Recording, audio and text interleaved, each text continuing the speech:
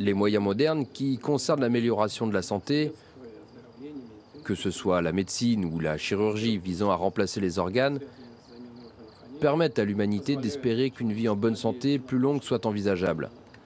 Une vie bien différente de celle que l'on connaît aujourd'hui. L'immortalité. Voilà un sujet qui passionne les personnalités les plus riches et les plus puissantes de ce monde. Pour ces dirigeants que l'on vient de voir, ce rêve va de pair avec l'envie de rester au pouvoir le plus longtemps possible. Dans la Silicon Valley, les milliardaires de la tech sont eux aussi persuadés que la science et la technologie vaincront la mort. Ils investissent des millions de dollars dans les transfusions de plasma, la reprogrammation cellulaire ou encore le suivi biomédical permanent. Peter Thiel, que l'on voit à gauche, qui est le patron de PayPal, Jeff Bezos, patron d'Amazon ou encore Elon Musk, veulent tout simplement être les pionniers. Un autre milliardaire incarne parfaitement cette quête de la jeunesse éternelle. Nous en avions d'ailleurs déjà parlé l'an dernier dans Bonjour. Brian Johnson, multimillionnaire californien de 48 ans, entrepreneur à succès dans la tech depuis 2021. Il fait tout pour inverser son âge biologique grâce à une expérience scientifique. 2 millions d'euros investis chaque année pour rester jeune. Réveil à 4h30, coucher à 20h30, bon, comme nous finalement.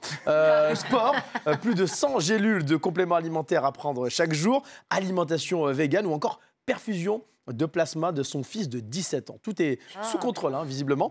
Cet été en Suède, il était présent au sommet Superhuman, un sommet organisé justement sur le thème de la longévité et de l'évolution humaine. Maintenant, avec les progrès de l'IA, il peut être possible que nous puissions prolonger notre espérance de vie jusqu'à un horizon inconnu. Ce que j'essaye donc de faire, c'est d'être le premier humain de l'histoire à démontrer ce que signifie ne pas mourir. Attendez, ces dirigeants-là, ces milliardaires qui sont à la recherche de la jeunesse éternelle, mais c'est possible? Alors, avant de répondre à cette question, un chiffre à vous donner. En 2025, l'espérance de vie mondiale, tous sexes confondus, regardez, était estimée à 73 ans et demi.